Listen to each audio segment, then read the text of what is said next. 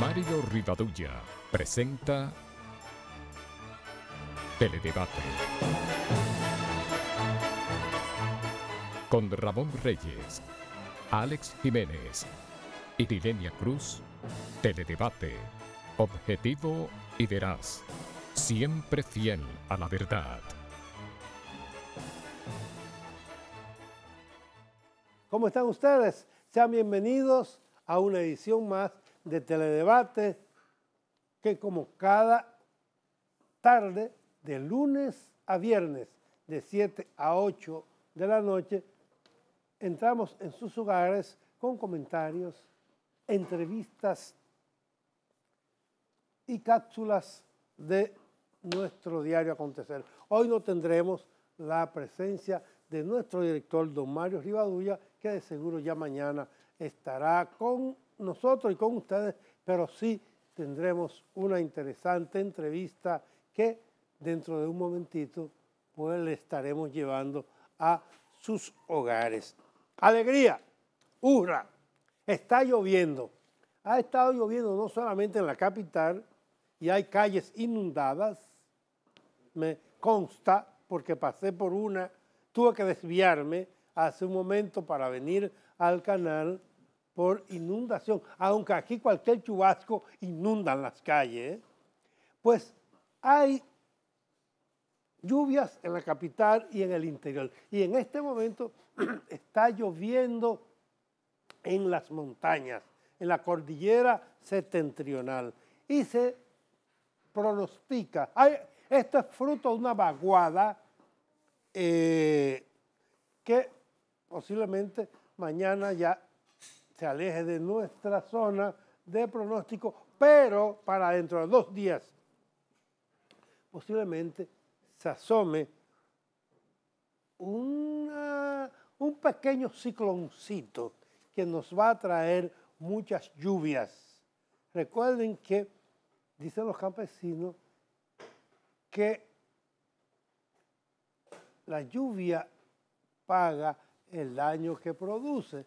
Y ciertamente a veces nos quejamos, tanta lluvia, inundaciones, pero al final los campos reverdecen. Y si va a llover mañana, como está lloviendo hoy, y está lloviendo en la cordillera central, en la cordillera septentrional, en Dajabón está lloviendo, en el este está lloviendo, y los pronósticos son de que mañana también continuarán, pues que viva la lluvia, que tanto la necesitamos, que tanto la hemos estado buscando. Tengo varias cosas que compartir antes de mi entrevista, y una de ellas es que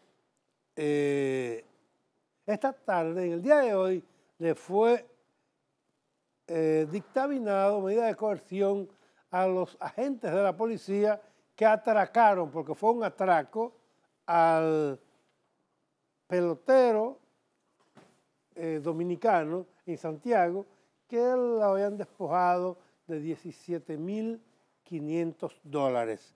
Los agentes de la policía fueron sometidos y se le dictó medida de coerción de 3 meses. Espero que se haga lo mismo con los agentes de la señora de aquí, de la capital, que le dieron un tumbe.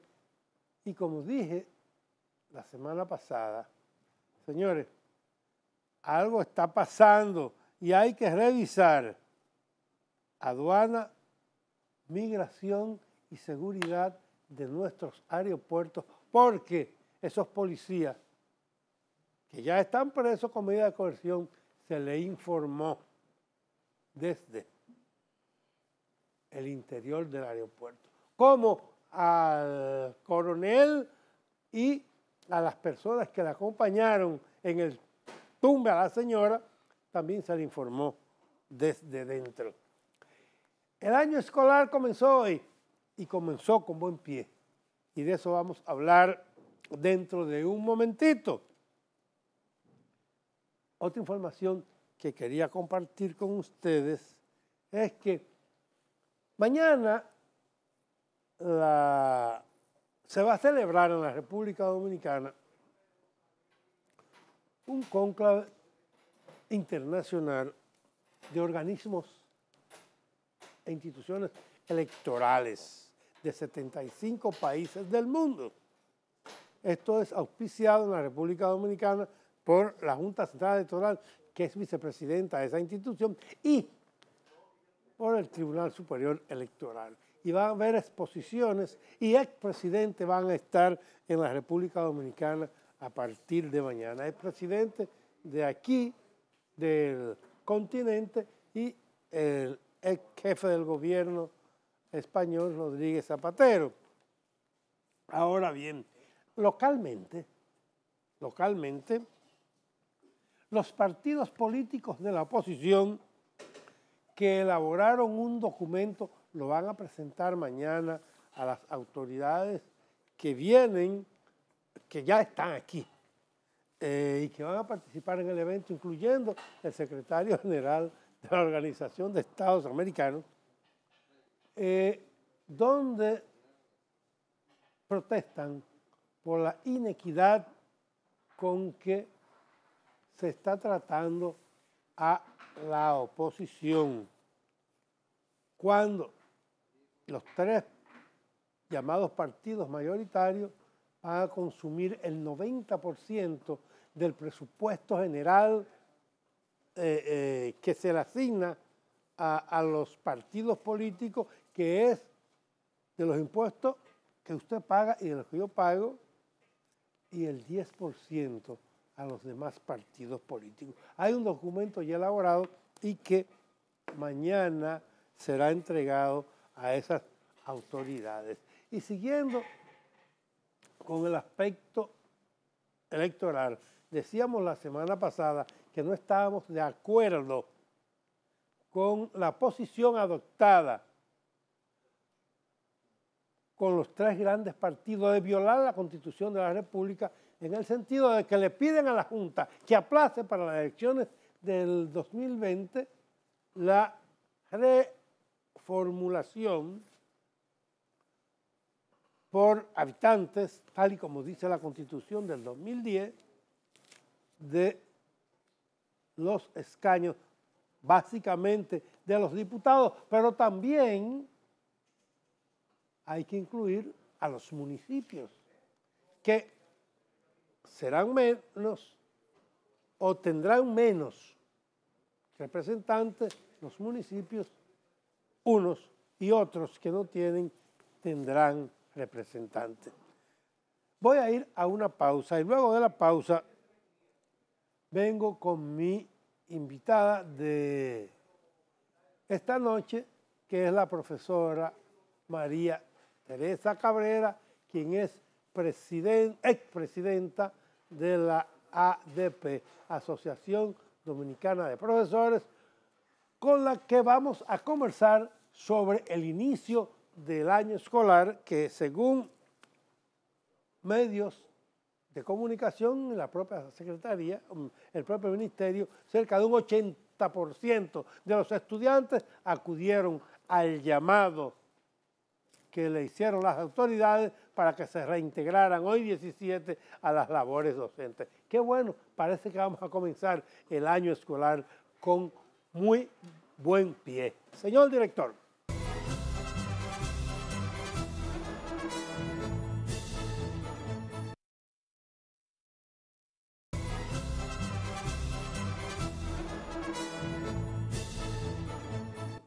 Bien, ya estoy con ustedes de nuevo y con ustedes y conmigo aquí esta noche la profesora María Teresa Cabrera, ex presidenta de la Asociación Dominicana de Profesores, a quien le doy las buenas noches y las gracias por aceptar una vez más nuestra invitación, porque ya haya estado aquí con nosotros.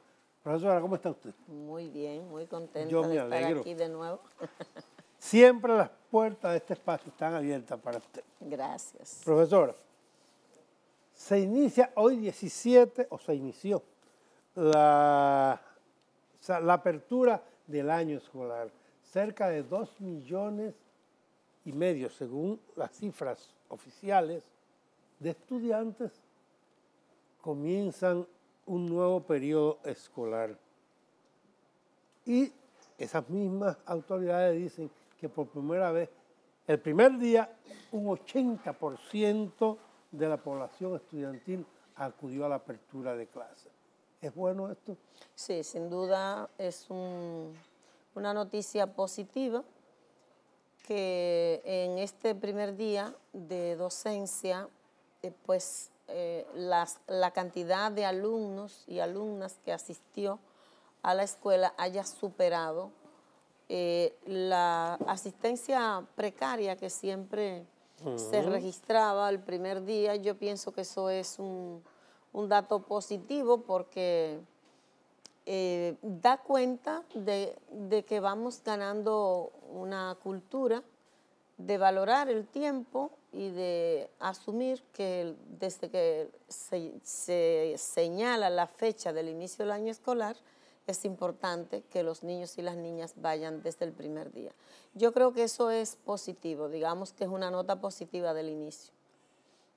¿Qué ha hecho cambiar esa actitud en los padres, atraídos por el almuerzo al mediodía, el desayuno, la llamada tanda extendida, atraído por esto o por el alto costo de la enseñanza privada? Yo creo que la asistencia este primer día tiene que ver el incremento. A mí me parece que tiene que ver fundamentalmente con la campaña, el esfuerzo por lograr que las familias pues se comprometan y hagan ese esfuerzo, porque el primer día no sirven ni el desayuno ni el almuerzo, entonces no sería esto lo que estaría motivando. Yo creo que en lo fundamental esta población estudiantil que está en el sistema educativo público, en el sector público, es esencialmente la que estaba en el sector público. Yo creo que ha habido realmente el traslado de un segmento del sector privado al sector público, pero no creo que sea significativa, no. Yo creo que incluso un dato que a mí me llama la atención y que me preocupa es la cantidad de personas que está buscando padrinos para conseguir una inscripción en la escuela pública. Es un dato preocupante porque... ¿Por qué? Porque no debería ser.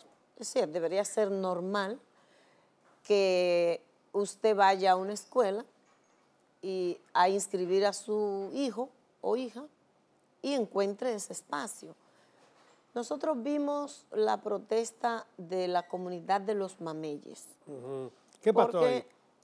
Igual que en el Café de Herrera, se inauguró en el periodo de las vacaciones un centro educativo y la gente que está en el entorno fue a buscar inscripción. Y en ambos casos les decían que ese centro no era para los de ahí. A los del café le decían, esto no es para los del Café de Herrera. ¿Y para quién era? Y a los de los mameyes le decían igual. Y en ambos casos se generó protesta, que salieron en los medios de comunicación. Entonces, uno siente que en esta era del 4%, lo lógico es que fuera más fácil para las familias encontrar inscripción en la escuela pública. Yo creo que ese es un dato que las autoridades deben analizar, qué está pasando, qué formas de exclusión se estarían practicando, porque sería un contrasentido con las razones, con uno de los para qué de la lucha por el 4%. A su juicio, ¿qué motiva eso? La ausencia de las dificultades para inscribir. Y que hay que buscar padrino. ¿Y qué es un padrino en este caso? Para inscribir a un niño en una escuela pública, donde se supone que todos tenemos acceso y el mismo derecho. Así es. Mire, yo pienso que esto estaría indicando, en primer lugar, que tenemos pendiente la tarea de superar el tema de la cobertura. Cuando el pueblo dominicano se movilizó sistemáticamente por el 4%, decía, ¿un para qué? Para que todos los niños y niñas, jóvenes y personas adultas que están excluidos del ejercicio del derecho a la educación puedan encontrar espacio. Se supone que en un ambiente en el que se han construido muchas escuelas, da esa sensación, a la gente le resulte fácil encontrar una inscripción para sus hijos. Entonces, estamos viendo el caso, por ejemplo, de Movearte, la comunidad del Pedregal y todo ese entorno, que han estado en una lucha tremenda desde hace meses. Sí. Ellos comenzaron con mucho tiempo. Me consta. Para lograr que en ese centro inscriban a una cantidad de niños y niñas que son pequeños y que se le hace difícil, es incluso peligroso para ellos ir a las escuelas que le quedarían más próximas después de Movearte, que sería teniendo que cruzar 2 avenidas peligrosas. La Luperón, una sería la Luperón y otra sería la Independencia. Entonces no lo consiguen. Yo creo que cuando vimos el director de ese centro, el padre Ruiz, hablar y tratar de justificar esa postura, porque ese es un centro público, es público. ¿Fue construido por el Estado? Él decía, este centro no es para todos, aquí no puede todo el mundo inscribirse. Aquí tienen que pasar una prueba. Lo que dice la comunidad es que cuando no quieren aceptar un niño, dicen que no aprobó la prueba de admisión. Pero en todo caso, suponiendo que realmente no apruebe la prueba de admisión, la prueba de admisión en ningún centro educativo público puede ser un mecanismo de exclusión. La prueba tiene sentido para tener una información de entrada de cuál es la situación de los alumnos y alumnas de entrada y que el centro, al planificar su trabajo del año, pueda atender a esas necesidades que te presenta ese diagnóstico, pero no para excluir, porque si algo tiene que plantearse superar la escuela es precisamente esa desigualdad en las oportunidades que tienen los niños y niñas. No todos los niños tienen las mismas posibilidades de éxito.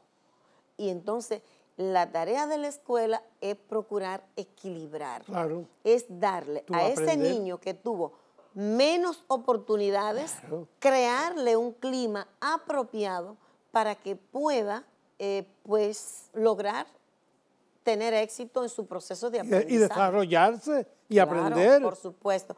No para excluirlo, porque eso sería una doble crueldad. Parece que el padre Ruiz tiene, donde quiera que va, tiene problemas. Y ese problema de ese centro no es desde ahora.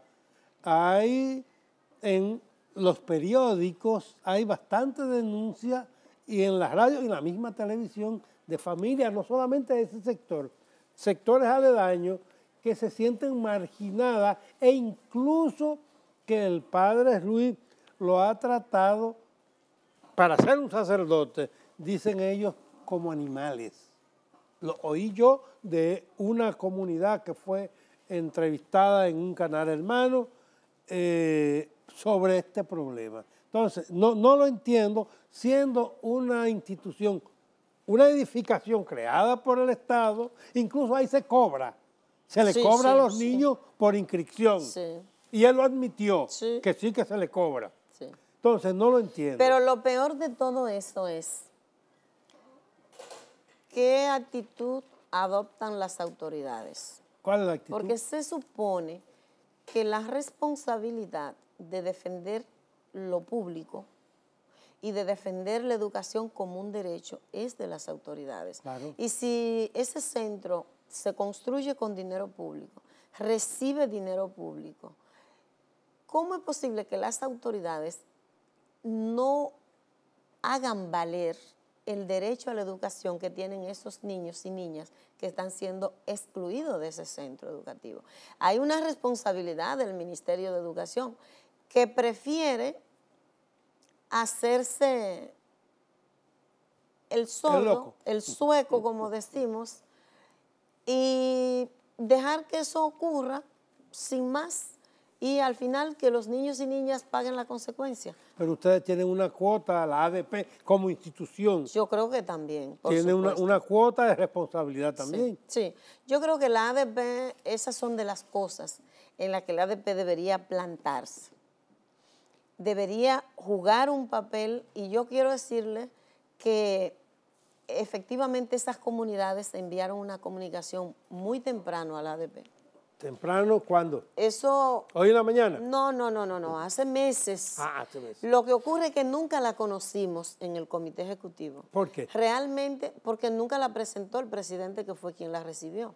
En realidad, esto nos enteramos porque por alguna vía nos encontramos con gente de la comunidad, por lo menos yo me encontré en una actividad y me dijeron que habían enviado esa carta hacía ya algún tiempo a la ADP que querían apoyo. Yo le dije, pero no se conoce allá, en el comité ejecutivo no se ha conocido.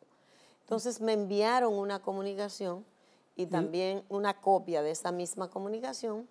Con acusa de recibo. Claro, y también una comunicación que llegó a la coalición. Entonces nosotros nos hicimos eco del problema, asumiendo un rol que nos parece que nos toca. Pero estoy totalmente de acuerdo que esas son de las cosas que la ADP debe asumir, porque le corresponde defender el derecho de los niños y las niñas a la educación. Vamos a seguir sobre ese tema y para que me hable de por qué en el café de Herrera y por qué en Villa Duarte tampoco quisieron aceptar a niños para inscribirse. Voy a ir a una pausa con la venia suya. En breve vuelvo con ustedes y nuestra invitada de esta noche, la profesora María Teresa Cabrera.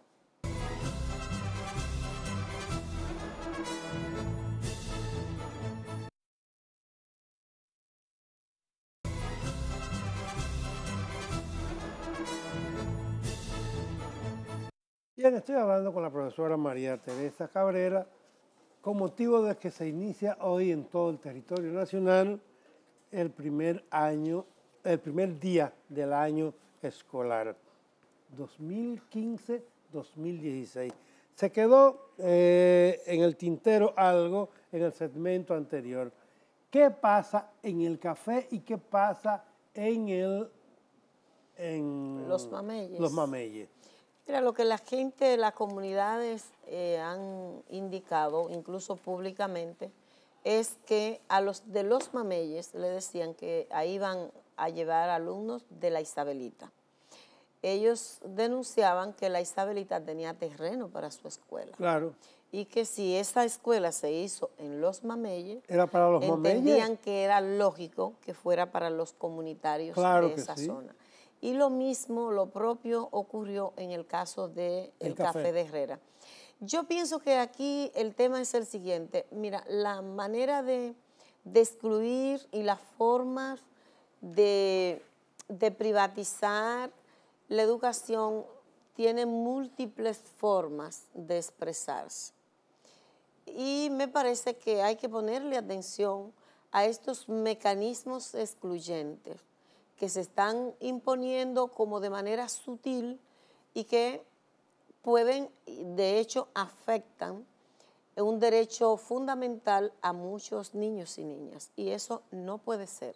No es posible que usted rechace a un niño porque tiene un bajo nivel de aprendizaje. No, lo que usted tiene que tratar como centro, la tarea sería identificar cuáles son los factores que están determinando ese bajo nivel de rendimiento. Así es. Y tratar entonces de crear un clima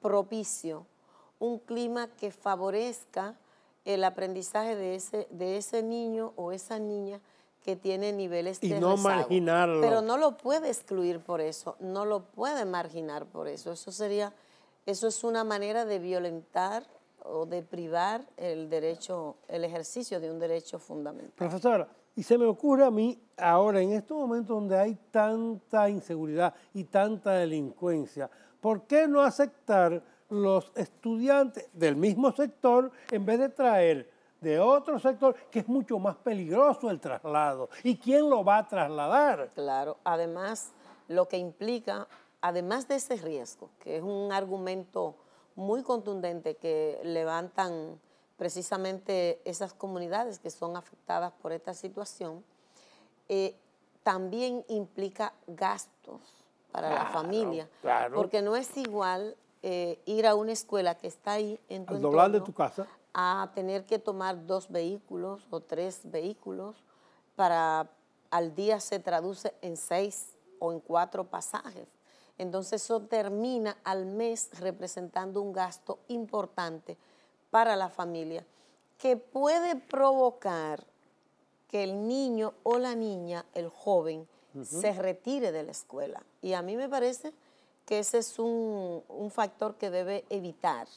Es decir, es una causa que debe eliminarse como, digamos, motivadora de la deserción escolar. Porque además, si tú lo tienes cerca, tú puedes mandar a un inspector, que de eso quiero que hablemos posteriormente, a ver por qué ese niño que tiene 3, 4 ausencias, por qué ha dejado de venir al aula.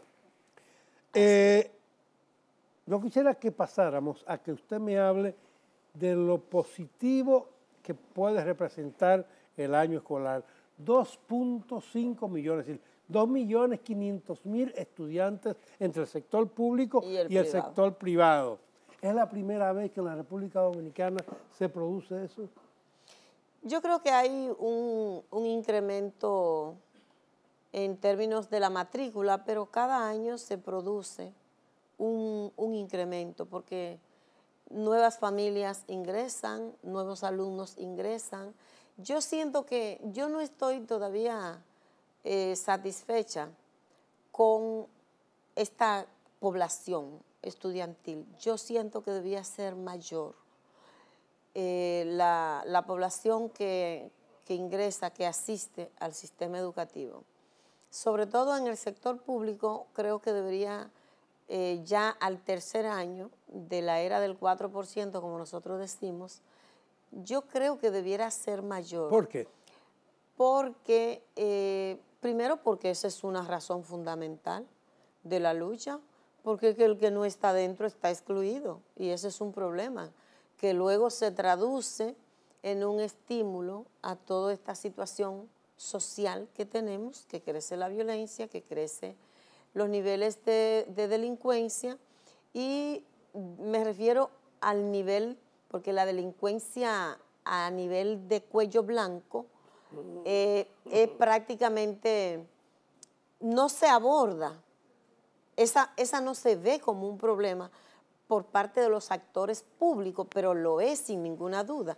Ahora, cuando usted deja fuera de la escuela a una enorme población de niños, niñas, de jóvenes, usted que no tiene empleo, no puede ir a la escuela, no tiene garantía muchas veces dónde va a vivir, dónde va.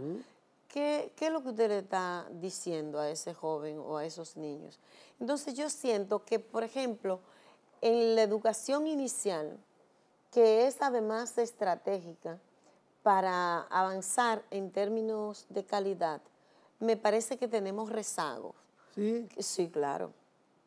Ahí no se ha avanzado. ¿Cuántos, dice las autoridades que son 2.500.000 los que a partir de hoy se van a ingresar a las aulas? ¿Cuánto debiéramos, conforme al criterio suyo, en este momento haber ingresado? Mire, ¿3 millones, 3 millones y medio? Yo creo que deberíamos. Yo no creo que de golpe puedan incluirse todos, porque realmente el tema del espacio es importante. Pero cuando usted observa, por ejemplo, en los 2 primeros años, la meta del gobierno en materia de atención integral a la primera infancia, que era un programa importante, que ha sido colocado como prioridad en los 3 años, pero en la práctica esa prioridad no se ha reflejado porque realmente hay rezagos muy significativos. ¿Cómo cuáles? 84.250 niños y niñas quedaron privados del ingreso, del beneficio de esa política, precisamente porque no se cumplieron las metas planteadas en los 3 años en materia de construcción de estancias infantiles. Esas metas se fueron reprogramando a tal grado que de las 250 que se prometió, se planificaron para los primeros 2 años, realmente para el primer trimestre de este año, las propias autoridades admitieron que estarían entregando 30.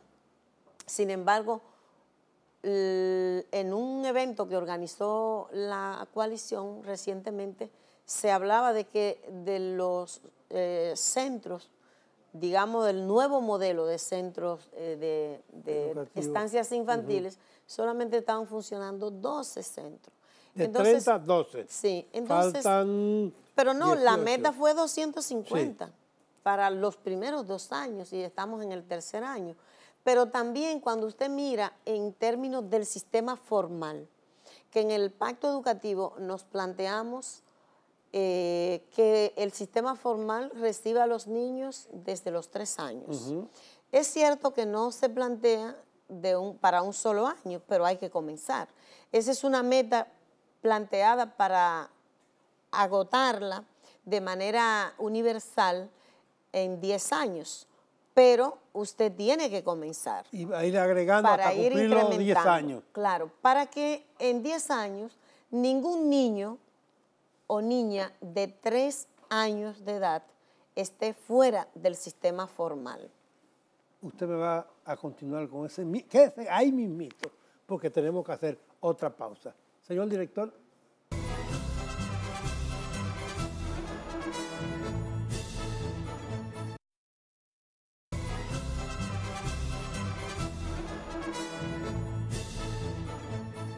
Estoy conversando con la profesora María Teresa Cabrera sobre el inicio del año escolar. Hoy, lunes 17 del mes de agosto. Profesora, estábamos hablando de los aspectos positivos y negativos de las exclusiones.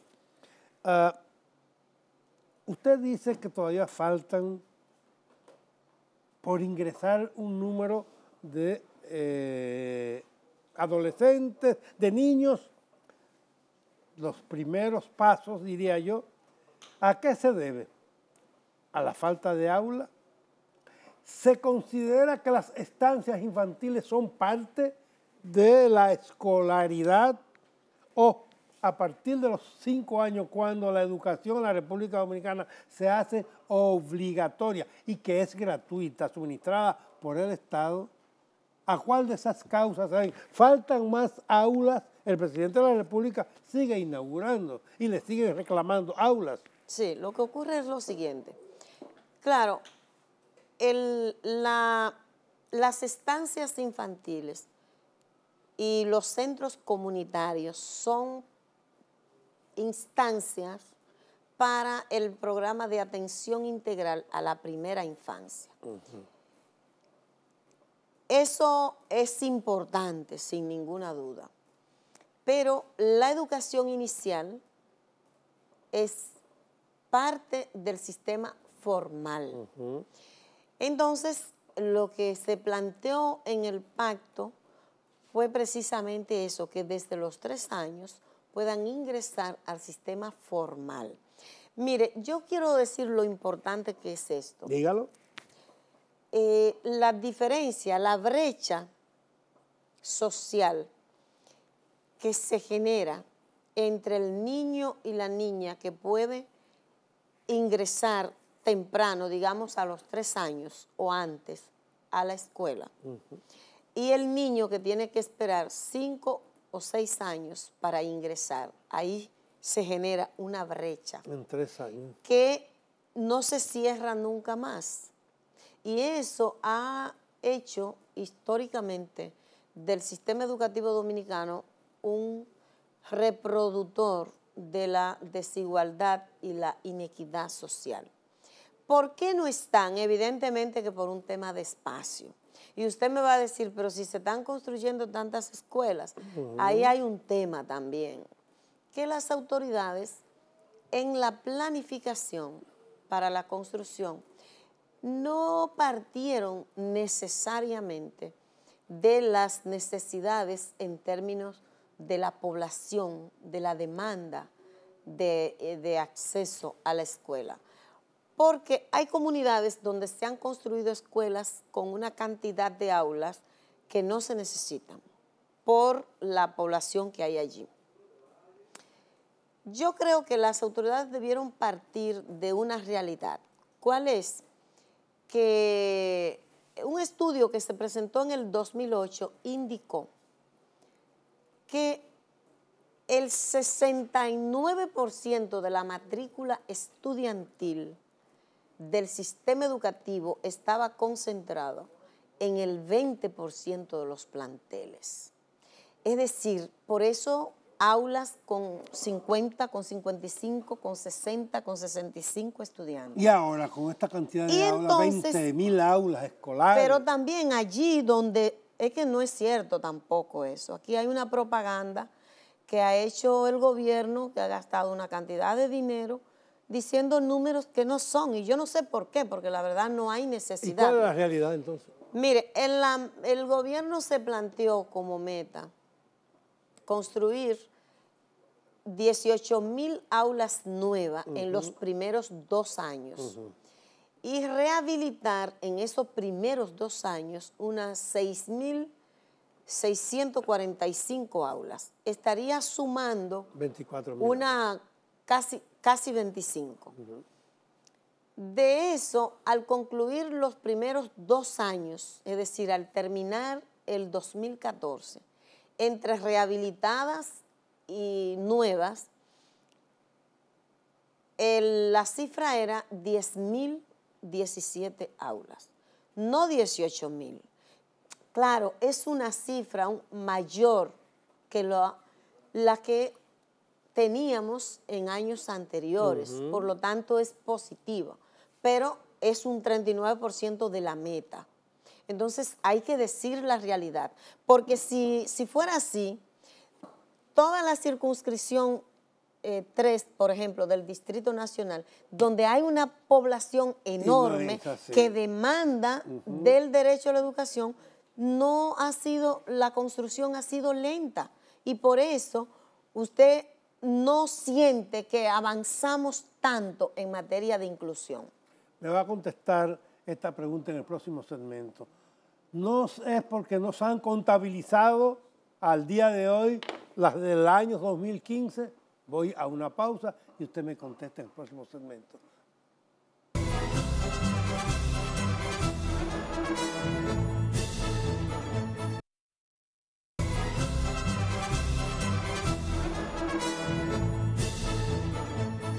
Se nos van a quedar muchos temas, pero yo quiero abordar así rápidamente, a 30 segundos cada uno. Usted no me va a decir que la tanda extendida no ha generado un mayor entusiasmo por la familia para mandar a sus hijos, que por la tanda extendida, por los uniformes, por los zapatos, por los libros que se están dando, no se está generando un movimiento en la economía. Y eso es bueno para el país. Bueno, pero el tema es, para las familias es interesante, pueden estar contentas porque 8 horas los muchachos fuera de la casa. Voy a mandar muchachos para allá y salgo de ellos. Porque la alimentación, y por eso usted observa que las autoridades, el ministro cuando habla, enfatiza mucho Usted sabe lo que significa para la familia. Ajá. El almuerzo en la escuela y 8 horas que pueden trabajar, que pueden hacer otras cosas. Entonces sí, la familia está contenta, pero ese no puede ser el problema fundamental. El propósito fundamental de la tanda extendida tiene que ser asumido como una estrategia de mejora de la calidad, como una posibilidad de transformación de los procesos cotidianos que se viven en la escuela, que se traduzcan en mejora en los aprendizajes. Entonces, me parece que en ese sentido las autoridades tienen el desafío de asumir la tanda extendida, no como una cuestión en donde importa el número, sino que la dimensión cualitativa sea relevante para las autoridades. Más cualidad y menos cantidad. Pero la menos cantidad puede ser exclusión. Claro, pero precisamente porque la manera como se ha asumido, se ha puesto más presión al número, usted observa que cuando se coloca una escuela en jornada extendida, se necesita el doble de espacio y el doble de cantidad de maestros sin que se agregue un nuevo niño, un nuevo alumno. Entonces no resuelve el tema de la inclusión. Los técnicos que están de huelga y que fueron apaleados el pasado viernes. Hay que, por supuesto, que condenamos de manera categórica la agresión con que fueron recibidos por parte de los cuerpos represivos. La protesta en este país es un derecho que está consagrado en la Constitución y a ningún colectivo se le puede agredir porque proteste. Ahora bien, yo creo que también hay que situar y decir que en el pacto educativo todos los que participamos firmamos el compromiso de que los técnicos a partir del año 2014 serían designados por concurso de oposición, no solo los técnicos, sino todas las posiciones docentes. ¿Y esto? Director regional, director de distrito, técnicos y técnicas, y los maestros y maestras hace tiempo que ya son por concurso, y los directores de centros educativos. ¿Y entonces? Nos parece que el mal ejemplo lo puso el ministro cuando el 30 de diciembre firmó una orden departamental nombrando 550 técnicos sin concurso, habiendo firmado el pacto. Esto lo que alegan es que deben nombrarlos sin concurso también. Entonces hay un problema, porque es que la práctica ha sido que cada gobernador va y saca profesores de su equipo, de la escuela, incluso deja los cursos sin maestro para llevarlos como técnico por el tema del salario. Y lo hace el diputado, lo hace el senador, lo hace el dirigente del partido, y entonces lo colocan ahí. Y luego, entonces por vía de hecho, que le pongan una acción de personal que le asegure ese salario. ¿Cuántos nuevos maestros ingresan este año? Deben ingresar de acuerdo a la cantidad de centros que se anuncia para la jornada extendida, se requieren alrededor de 7 u 8 mil docentes nuevos. Bueno, ahí tendremos plaza para 7 u 8 mil. Y hay cuarto en educación. Debe haber. Entonces, no hay razón para no nombrarlo. Así es. Las gracias a la profesora María Teresa Cabrera por haber estado con nosotros esta noche, y a ustedes también. Gracias por habernos acompañado desde sus hogares. Mañana estaremos quizás ya con nuestro director, don Mario Rivadulla, en otra edición más de Teledebate. Lo espero mañana.